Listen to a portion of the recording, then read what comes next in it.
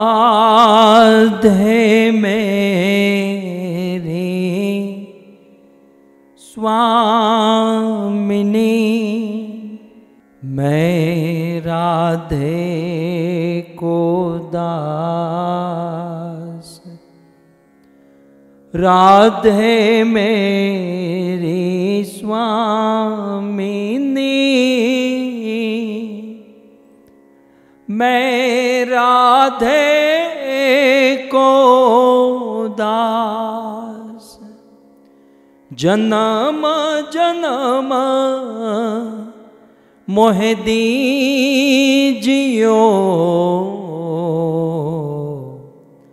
श्री वृंदावन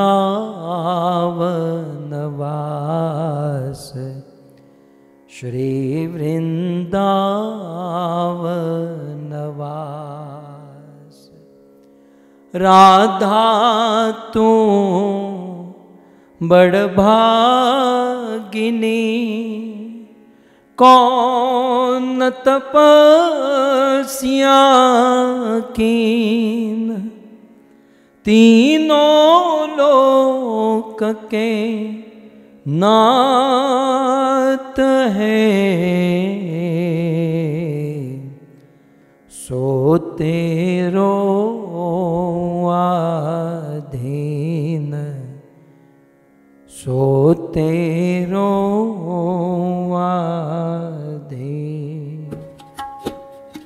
जय राधा माधव कुंज बिहारी, जय राधा माधव कुंज बिहारी, जय राधा माधव कुंज बिहारी, जय राधा माधव कुंज बिहारी, जय राधा माधव कुंज बिहारी, राधा माधव कुंज बिहारी, जय राधा माधव कुंज बिहारी, राधा माधव कुंज बिहारी, गोपी जनवल्लभ गिरिवर धारी, गोपी जन वल्लभ गिरिवर धारी, यशोदानंदन ब्रज जन रंजन, यशोदानंदन व्रज जन रंजन, यशोदानंदन ब्रज जन रंजन, यशोदानंदन व्रज जन रंजन, यशोदानंदन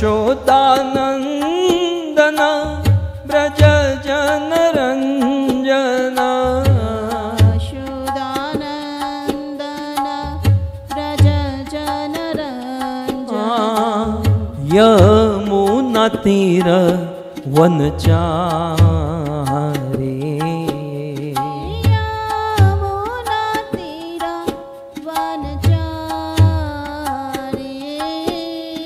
जय राधा माधव कुंज बिहारी, जय राधा माधव कुंज बिहारी, कृष्ण गोविंद गोविंद गोपाल नंद लाल, राधे गोविंद गोविंद गोपाल नंद लाल, कृष्ण गोविंद। गाइए गोपाल नंद लाल, राधे गोविंद गोविंद गोपाल नंद लाल, गोपाल नंद लाल, गोपाल नंद लाल, गोपाल नंद लाल, गोपाल नंद लाल। जय हो प्रेम से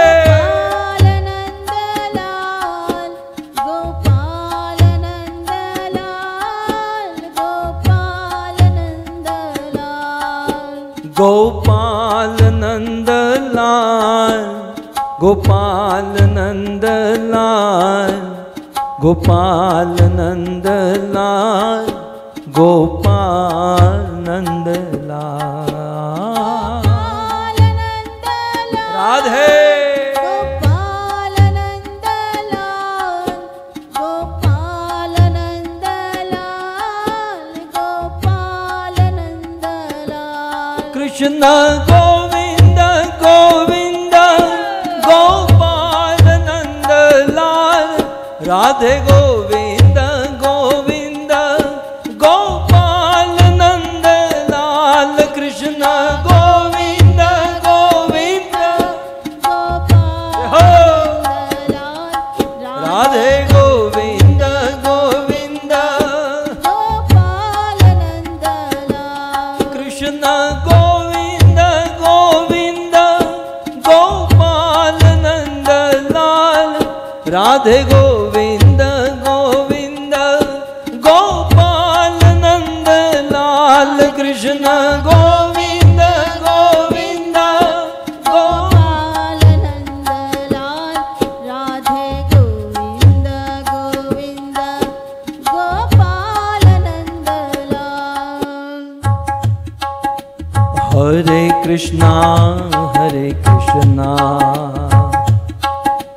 कृष्णा कृष्णा हरे हरे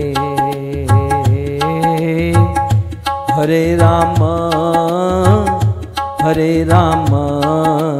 राम राम हरे हरे हे हरे कृष्णा आहा कृष्णा कृष्णा हरे हरे हरे राम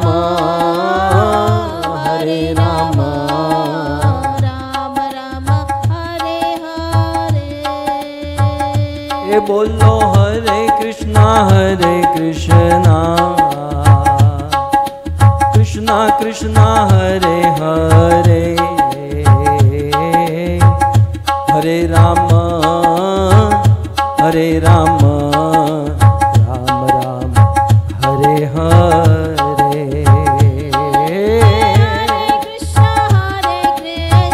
कृष्णा कृष्ण कृष्ण हरे हो हरे राम राम राम हरे हरे हरे कृष्णा कृष्णा कृष्णा हरे हरे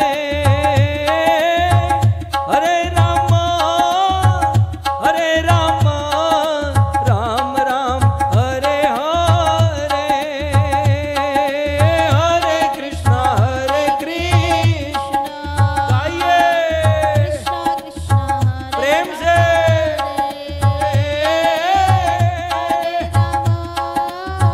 हरे राम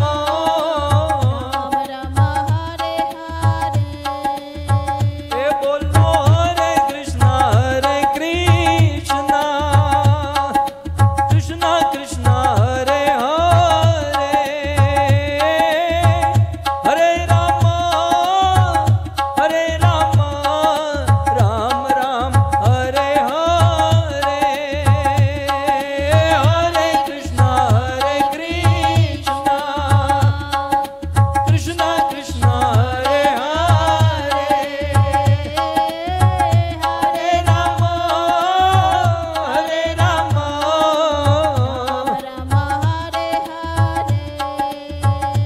हाँ राधा गोविंद राधा गोविंद राधे जय श्री राधा गोविंद आहा जगन्नाथ